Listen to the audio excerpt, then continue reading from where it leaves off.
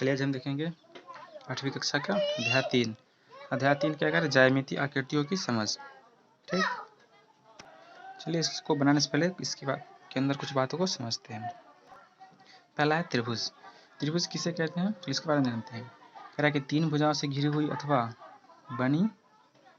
घिरी हुई चाहे बनी हुई ये कर सकते हैं। चलिए देखते हैं, 3 भुजाओं से घिरी हुई बंद आकृति को त्रिभुज कहते हैं। मान लीजिए हम एग्जाम्पल लेते हैं। इससे हो गया 3 भुजा, 1 भुजा, 2 भुजा और 3 भुजा। 3 भुजा से घिरी हुई बंद आकृति को हम त्रिभुज कहते हैं। तो हो गया ये त्रिभुज।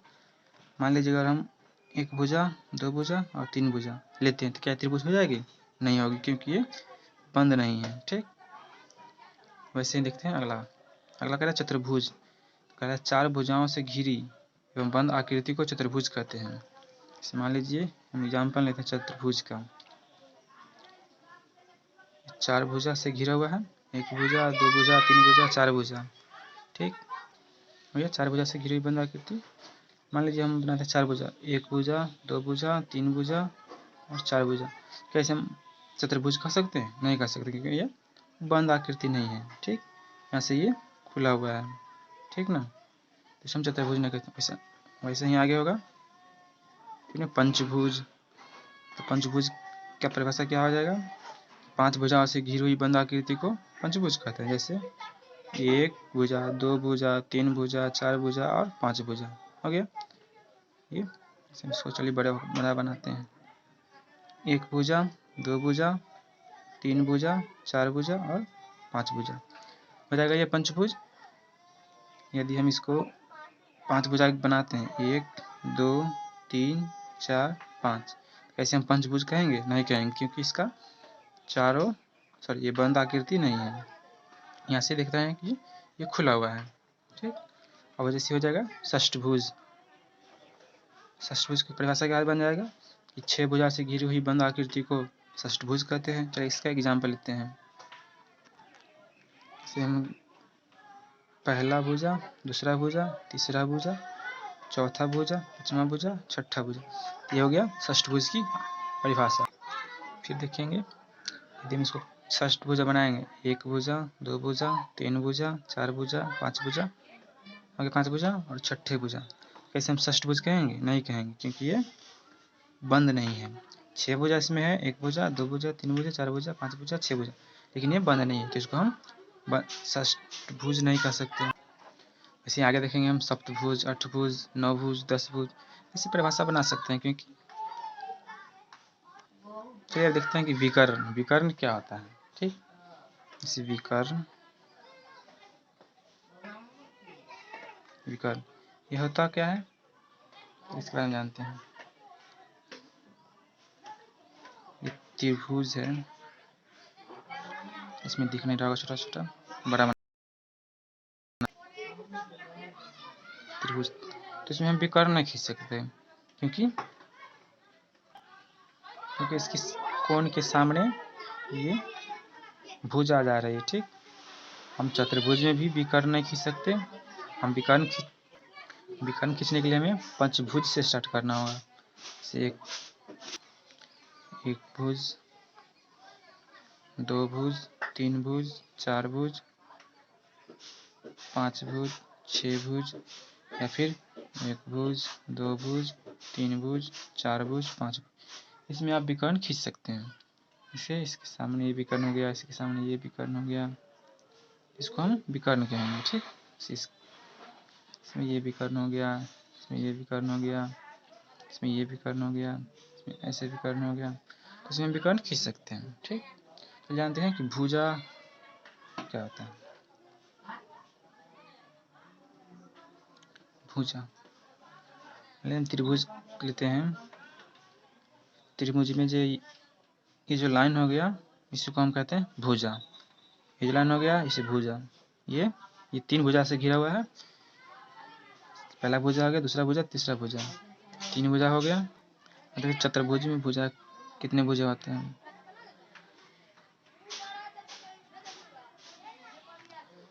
देखिए ये होगा पहला भुजा, ये दूसरी भुजा, ये तीसरी भुजा, ये चौथी भुजा। तो हम इसको भुजा कहेंगे। ठीक, अब देखते हैं भुजा के बाद कोण। कोण किसको कहेंगे हम? मान ली त्रिभुज है, तो जो दो भुजाओं के बीच जो बना उसे हम कोण कहेंगे। ठीक, दो भुजा जहाँ आकर टकरा गई, यानी कि दो भुजा जहाँ आपस में आकर मिल गए, उसे हम कोण कहेंगे। ठीक, त्रिभुज में ये कोण हो गया, तीन कोण हो गया। चतुर्भुज में देखें कि ये कोण हो गया, ये कोण हो गया, ये कोण हो गया, ये कोण हो गया, क्योंकि यहाँ दो भुजा आपस में आकर मिल रही है, तो इसे हम कोण कहेंगे। ठीक, अब देखेंगे शीर्ष। शीर्ष क्या होता है? जिससे दो भुजा, त्रिभुज लेते हैं हम, से दो भुजा जहाँ पे आकर, जिस बिंदु पे आकर मिली, ये जो तीन बिंदु बनी, इसे हम शीर्ष कहेंगे। ठीक, जहाँ दो भुजा आकर एक आकृति को बंद कर देती है, उसे हम शीर्ष कहेंगे। जैसे इसमें हो गया 3 शीर्ष। चतुर्भुज में हो गया 1 शीर्ष, 2 शीर्ष, 3 शीर्ष, 4 शीर्ष। ऐसे पंचभुज में हो जाएगा 5 शीर्ष, षष्ठभुज में 6 शीर्ष। ठीक, ये तो हो गया कोण के बारे में। ठीक, अब देखते हैं अंतःकोण और बाह्य कोण क्या होता है।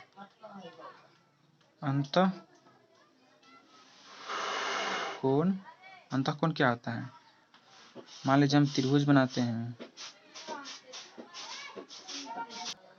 ये भुजा के जो अंदर, त्रिभुज के जो अंदर जो कोण बना, उसे हम अंतःकोण कहेंगे। ठीक, मान लीजिए चतुर्भुज है ये, चतुर्भुज के जो अंदर कोण बना उसे हम अंतःकोण कहेंगे। ठीक, उसके बाद देखते हैं बाह्य कोण।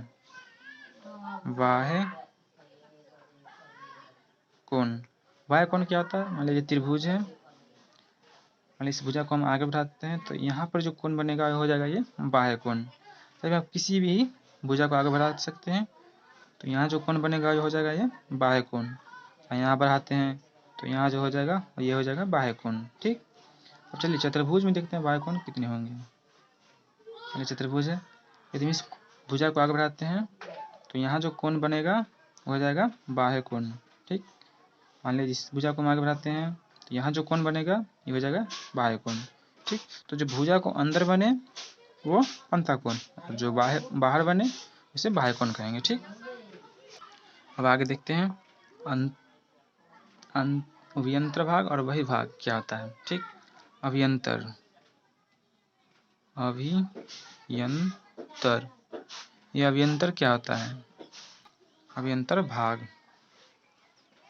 ठीक, अभियंतर भाग, चलिए मान लें हम त्रिभुज बनाते हैं, तो जो अंदर का जो भाग है सब, मान लीजिए सब भाग, ये हो गया आपका अभियंतर भोग, जैसे भाग, इसे या आप आंतरिक भाग भी कह सकते हैं, आंतरिक भाग।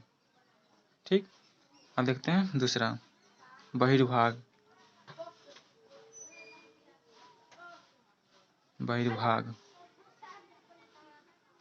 चलिए इसे त्रिभुज बनाए, तो इसके जो बाहर के जो भाग हो गए उसे हम बहिर्भाग कहेंगे। त्रिभुज के अंदर कोण भाग को बहिर्भाग कहेंगे, और बाहरी भाग को बहिर्भाग।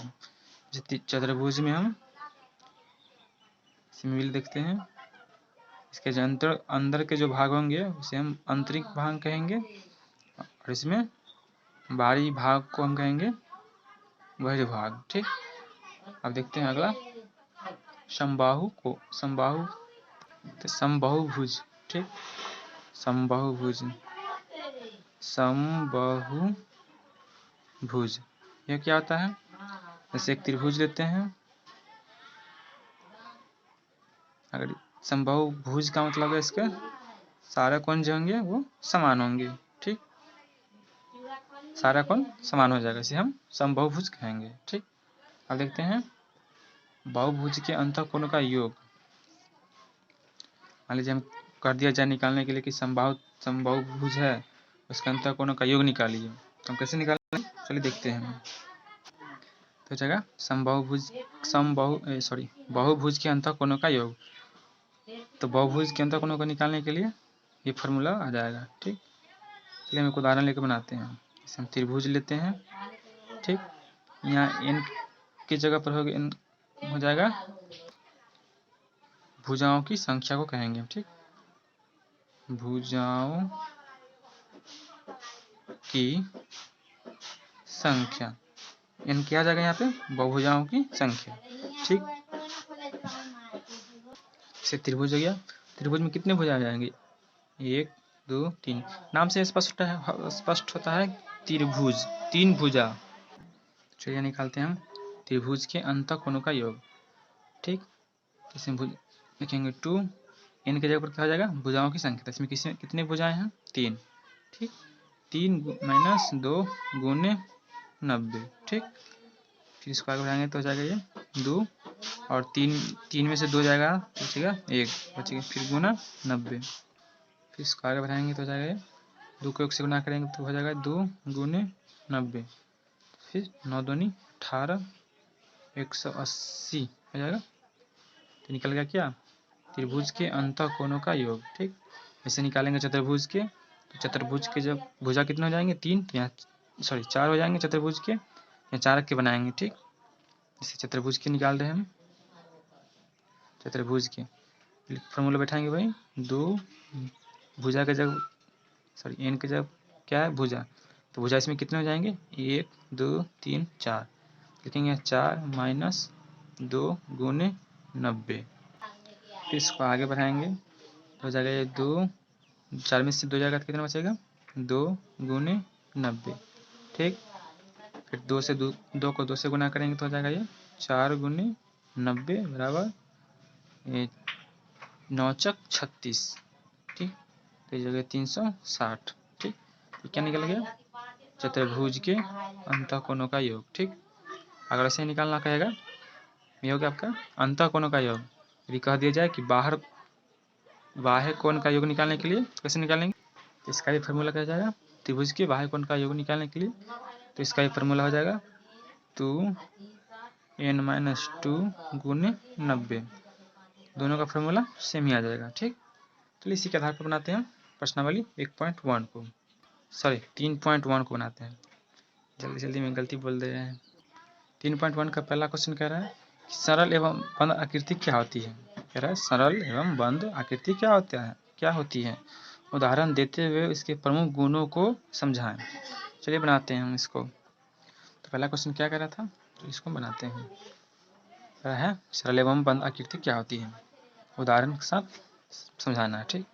चलिए ये हो गया सरल एवं बंद त्रिभुज हो गया, क्योंकि ये सरल भी आसानी से ही बना सकते हैं। सरल का मतलब क्या होता है, आसानी, इसे आसानी से हम बना सकते हैं, ठीक। ये सरल और बंद भी है, इसे हम बना सकते हैं, सरल एवं बंद आकृति हम कह सकते हैं, ठीक। ये भी हो गया सरल एवं बंद आकृति, सॉरी ये बंद हो जाएगा, यहाँ पे सट जाएगा आके, ठीक। मुझे इतनी अच्छी ड्राइंग नहीं आती इसलिए गलती हो रहा है।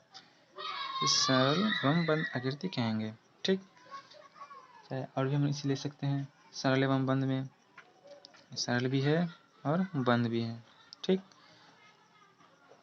ठीक है, तो हो गया ये पहला question. Question number 2 number question क्या कह रहा है, 2 नंबर क्वेश्चन कह रहा है कि निम्न आकृतियों में से पहचान करें कि कौन सी सरल, कौन सी बंद व सरल, कौन सी खुली और कौन सी उत्तल एवं कौन सी अवतल आकृति है। इसमें कई तरह के क्वेश्चन हैं, जैसे कौन सी सरल है, कौन सी बंद और सरल दोनों है, और कौन सी खुली आकृति है, और कौन सी उत्तल है और कौन सी अवतल है, ठीक। चलिए हम इसको पहचान करके बनाते हैं। चलिए हम इसको चारों फिगर को बनाते हैं और क्वेश्चन क्या करें इसको देखते हैं। चलिए हम किताब के चारों क्वेश्चन को इसमें फोटो को उतार दिए, ठीक। तो पहला चित्र है ये, ठीक। ये होगा पहला चित्र, ये होगा दूसरा, ये तीसरा और ये चौथा। चारों आकृति है अलग अलग प्रकार की, तो इसका नाम हमें बताना है, ठीक। तो पहले इसमें कितने भुजा इसमें गिनते हैं इसको, 1 भुजा, 2 भुजा, 3 भुजा, 4 भुजा, 5 भुजा। तो इसको हम कौन सी आकृति कर सकते हैं, पंचभुज आकृति, पंचभुज, ठीक। पंचभुज हो गया क्योंकि इसमें 5 भुजा से बना हुआ है ये आकृति। ये हम देखते हैं यह आकृति बाहर की तरफ निकला हुआ है। ठीक, इसको हम अवतल कह रहा है ना कि कौन सी अवतल, कौन सी उत्तल एवं कौन सी अवतल है। तो हम इसको कह सकते हैं कि ये उत्तल, सॉरी अवतल, सॉरी गलत हो रहा है, सॉरी ये उत्तल ही होगा, सॉरी उत्तल, क्योंकि हम देखते हैं इसका तल जो है वो बाहर की तरफ उभरा हुआ है, इसलिए ये उत्तल हो गया।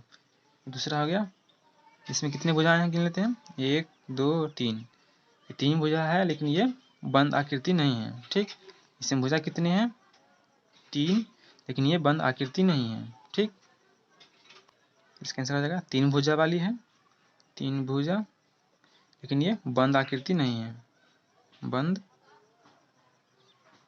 नहीं है। फिर देखते हैं अगली आकृति को, आकृति नंबर 3। ये क्या है, ना तो ये सरल आकृति है, क्योंकि हम इसे बनाने में देखिए कितनी परेशानी हो जाएगी, यहाँ से ऐसे करके, ना तो ये सरल होगी और ना ही ये बंद है, क्योंकि इसका एक मुंह खुला हुआ है। ठीक, तो इसी का आंसर लिखेंगे हम, इसमें भुजा की संख्या नहीं दर्शा सकते हैं क्योंकि इसमें भुजा नहीं है, ये टेढ़ी मेढ़ी लाइन से बनी हुई है। तो इसको हम कहेंगे कि ये सरल नहीं है, सरल नहीं, और ना ही बंद, और बंद भी नहीं है। ठीक, फिर अगला देखते हैं हम इस आकृति को। यह आकृति क्या है, एक त्रिभुज की तरह है, लेकिन इसका एक भुजा जो है वो अंदर की तरफ धंसा हुआ है। ठीक, तो इसको हम कहेंगे, इसमें आकृति कितनी है, सॉरी भुजाएं कितनी है, 1 2 3 4, तो चतुर्भुज हो गया, सॉरी चतुर्भुज तो नहीं कह सकते हैं, लेकिन इसमें 4 भुजा तो है, लेकिन इसे हम चतुर्भुज नहीं कह सकते। इसमें भुजा कितने हो जाएगी, 4 भुजा हो जाएगा,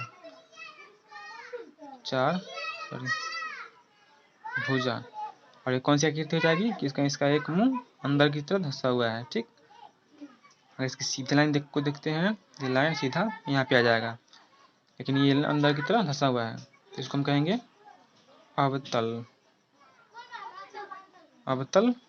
ठीक, अवतल आकृति हो जाएगी। ठीक, तो देखते हैं अगला क्वेश्चन, क्वेश्चन नंबर 3। तीसरा क्वेश्चन कह रहा है कि नीचे दिए गए बहुभुज का नाम लिखिए तथा इसके सभी संभावित विकर्ण खींचिए। एक आकृति दिया हुआ है, इसका नाम लिखना है और इसकी विकर्ण खींचनी है। तो हम पीछे बताए हैं विकर्ण के बारे में। ठीक, इसका नाम क्या हो जाएगा, 1 2 3 4 5 6। ठीक, इसकी भुजें कितनी है, षष्ठभुज। इसे हम कह सकते हैं कि ये जो आकृति है ये षष्ठभुज आकृति है, षष्ठभुज आकृति। आकृति नहीं भी लिखिएगा तो चलेगा, ये हम इससे षष्ठभुज कह सकते हैं। इसमें विकर्ण खींचना है, विकर्ण क्या आ जाएगा, पहला विकर्ण होगा यहाँ से 1, यहाँ से दूसरा, यहाँ से तीसरा, 3 हो गया, फिर हो जाएगा चौथा, पांचवा, छठा ये नहीं होगा, छठा जगह यहाँ से छठा, सातवां, फिर देखेंगे तो यहाँ से जाएगा ये 9वां। चलिए इसको और बड़ी आकृति करके दिखलाते हैं। मान लीजिए इसकी आकृति हो गई षष्ठभुज की, षष्ठभुज की आकृति। इसमें पहला विकर्ण क्या होगा, 1 2 3 हो गया। फिर देखते हैं चौथा, पांचवा, छठा, सातवां, फिर यहाँ से भी खींच सकते हैं इसको 8वां और 9वां, और तो कहीं से भी नहीं खींच सकते, तो हो जाएगा ये 9 भुज, सॉरी इसमें विकर्ण हो जाएगा 9 गो। ठीक, तो यहाँ लिख सकते हैं हम विकर्ण बराबर 9 हो गया। देखते हैं अगला question, question number 4 number question कह रहा है कि नीचे दिए गए चित्र में कुछ कार खड़ी हैं। यहाँ चित्र दिया हुआ है, इसमें कुछ कारें भी हैं।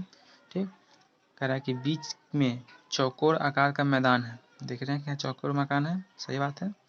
फिर कह रहा क्वेश्चन आएगा कि बताइए कि कितनी कार बहुभुज मैदान के अभ्यंतर भाग में है और कितनी बाह्य भाग में। तो हम पीछे बताए हैं कि आंतरिक भाग और बाह्य भाग क्या होता है, ठीक। इसको ध्यान में रखते हुए इसको बनाते हैं। ये चतुर्भुज है, चौकोर, ठीक ना।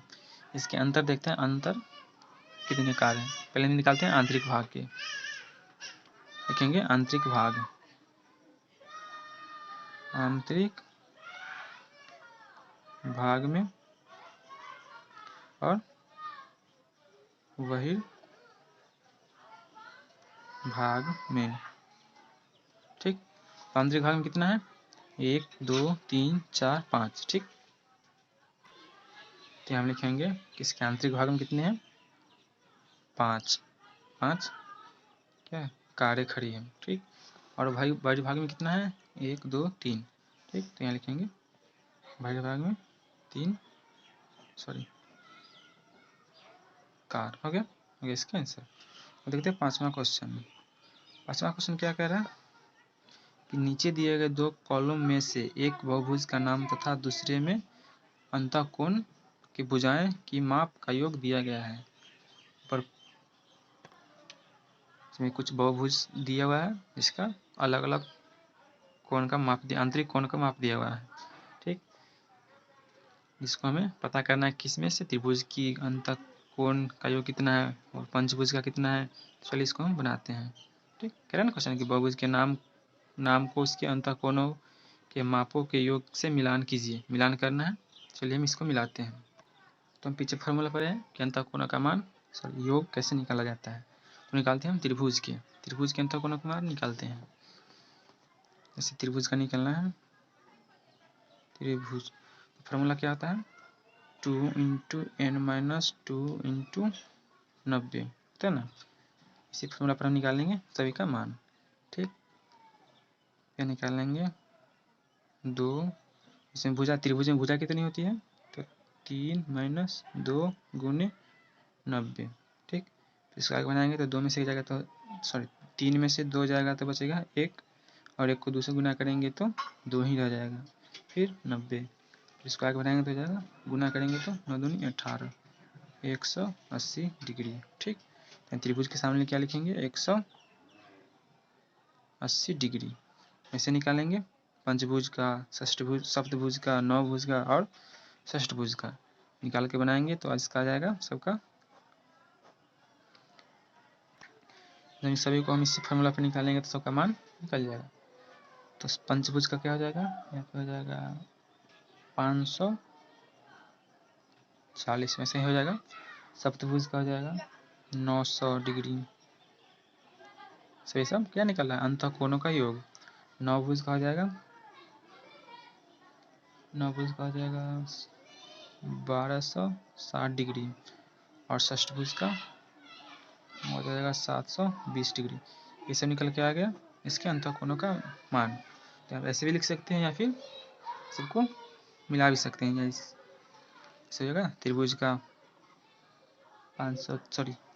180, पंचभुज का हो जाएगा 540, सप्तभुज का हो जाएगा 900, यहाँ है 900, नवभुज का हो जाएगा 60 और षष्ठभुज का हो जाएगा 720, ठीक। देखते हैं अगला क्वेश्चन, क्वेश्चन नंबर 7 से पहले 6 नंबर क्वेश्चन देखते हैं। 6 नंबर क्वेश्चन कह रहा है कि एक त्रिभुज के अंतःकोणों के मापों का योग 540 डिग्री है। क्वेश्चन कह रहा है कि इसके अंतःकोणों का मापों का योग जो है 540 डिग्री दिया हुआ है। तो आगे क्वेश्चन कह रहा है उसमें कितनी भुजाएं हैं बताने के लिए, ठीक। एक बहुभुज है जिसका अंतःकोणों का मान कितना है, 540 है। और इसमें भुजा पूछ रहा है कि वो कितनी भुजाओं वाली है, ठीक। इसको हम बनाते हैं। अंतःकोणों को योग निकालने के लिए फॉर्मूला क्या होता है, 2 n-2 ×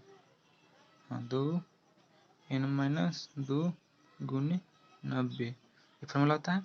और इसमें पहले से दिया हुआ है इसके अंतःकोणों का मान, इसकी जगह पर लिखेंगे क्या, 540 बराबर में, ठीक। इसको हम आगे बढ़ाते हैं तो ये हो जाएगा 2 को हम इसमें गुना करेंगे पूरे में तो हो जाएगा 2n - 2 दूनी 4 × 90 बराबर 540 40।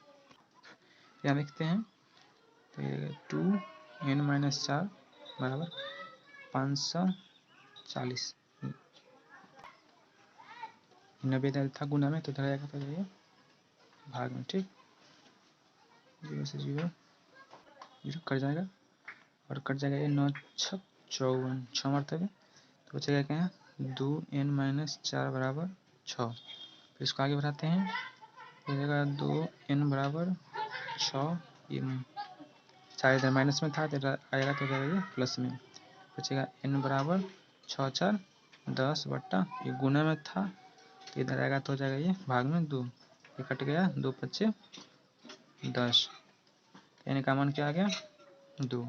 ये हो गया इसका आंसर, सॉरी 5 होगा, 2 5 10 हो गया इसका आंसर। अब देखते हैं 7वां नंबर क्वेश्चन। 7वां नंबर क्वेश्चन कह रहा है कि एक समबाहुभुज की 8 भुजाएं हैं, उसमें प्रत्येक बाह्य कोण की माप ज्ञात कीजिए। तब और फिर आगे क्वेश्चन कह रहा है कि प्रत्येक अंतः कोण कितने माप का होगा। चलिए इसको बनाते हैं। देखिए क्वेश्चन जो है उसका समबाहुभुज है, जिसकी इस सभी भुजाओं का योग होता है 360 डिग्री। ठीक, फिर आगे क्वेश्चन कह रहा है कि उसके प्रत्येक कोणों का माप, बाह्य कोण की माप ज्ञात कीजिए और प्रत्येक अंतः कोण की माप, बाह्य कोण और अंतः कोण का माप ज्ञात करने के लिए। चलिए इसको हम बनाते हैं। चलिए जो पहले दिया हुआ है उसको हम लिख लेते हैं। इसमें दिया क्या है, समबाहुभुज की 8 भुजाएं हैं। ठीक, फिर इसको लिखते हैं। चलिए इसे जो पहले से क्वेश्चन में दिया हुआ है, तो बहुभुज के हम बाह्य कोण का योग हो जाएगा 360 डिग्री। इसको निकालते हैं, इसके प्रत्येक कोण क्या हो जाएगा इसका, तो प्रत्येक कोण बराबर जाएगा 360 बट्टे, और इसे भाग कर देंगे तो निकल जाएगा इसका प्रत्येक कोण, क्योंकि ये जो है 360 ये बाह्य कोण के संपूर्ण योग है। इसमें अगर भाग कर देंगे हम 8 से, क्योंकि ये अष्टभुज है, ये निकल जाएगा इसका प्रत्येक कोण 45 डिग्री, निकल गया इसका 45 डिग्री इसका आंसर। ठीक, बाह्य कोण का योग। ठीक, निकालते हैं आंतरिक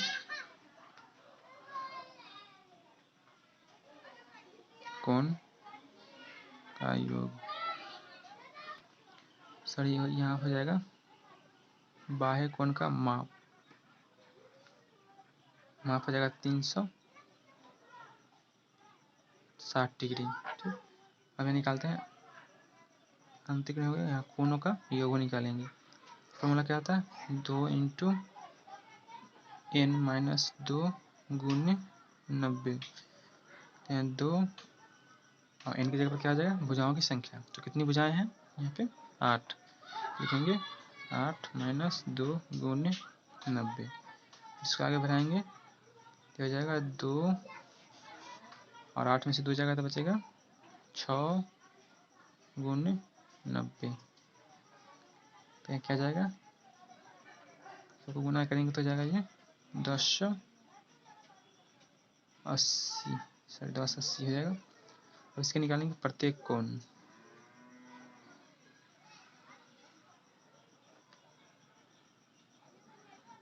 का मान क्या जाएगा 1080 बट्टे 8, क्योंकि इसका इसमें 8 भुजाएं हैं, इसको 8 से काटेंगे तो हो जाएगा ये 135 डिग्री। तो ये जो निकल के आया 45 डिग्री, ये हो गया बाहरी कोण का और ये हो गया आंतरिक कोण का। ठीक, हो गया ये 3.1 खत्म।